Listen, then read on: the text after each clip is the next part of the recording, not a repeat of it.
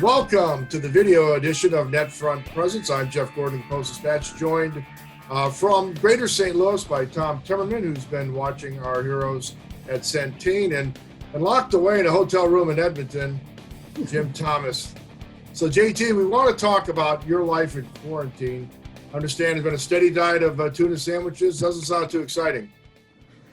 So far, no. One is on the way, so if I have to step away, it's literally closing in on the hotel here. I couldn't break the habit today. I don't know why, but I want to get some poutine, some real Canadian poutine, and I believe Kyle Brodziak's brother still owns a place that is reputed to have some pretty good poutine. So I'm going to see if they can deliver. That might be dinner.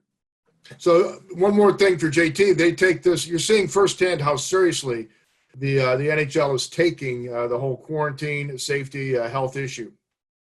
Yeah, I since Sunday, since I was able to retrieve my lost cell phone from that pesky cab driver, I haven't left the room. I've been really busy working, but it's going to lighten up this weekend, so it's going to be really tempting to get out and just walk around. The weather's great up here; it's in the 70s every day. But I got a pretty stern lecture from the customs agent about them taking COVID seriously. They didn't like the fact, this was her opinion, that U.S. riders were coming up here to cover hockey, that we were coming north of the border. She told me we have plenty of Canadian riders that can handle that. So I don't know if I'm welcome up here.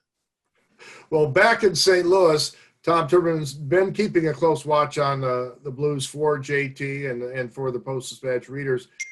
Just in a nutshell, where is the team right now as it heads towards the weekend and its final days of preparation before heading up to Edmonton?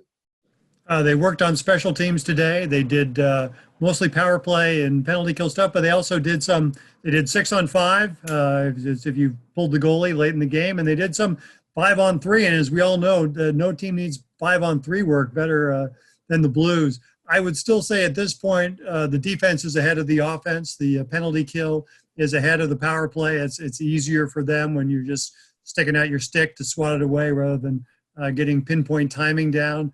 That's what they're working on. The offense is coming along, and it's going to be hard to say when you get into games, who's going to be ahead. Which team comes together quickly will be an edge early on, but as to how that plays off over the course of the weeks ahead remains to be seen. Last thing for the video, Tom. Sammy Blais raised his hand and said, "Hey, I want to play a big role in the postseason. He's healthy, and man, they're going to have three lines that can connect if Sammy's really got his game back." Sammy looked great at the start of the season, however many decades ago that was.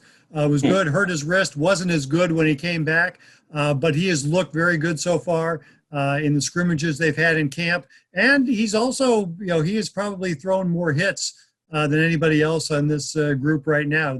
Obviously limited hitting going on in practice, but he's been the one guy who's been willing to do it. That's Tom Timmermann. We've had JT on from Edmonton. I'm Jeff Gordon. This has been the video edition of NetFront Presence. A reminder that you can get all of our videos on the STLtoday.com website, our podcast as well. And do check out that digital subscription if you aren't already subscribing to the digital or print product. Until next time, see you.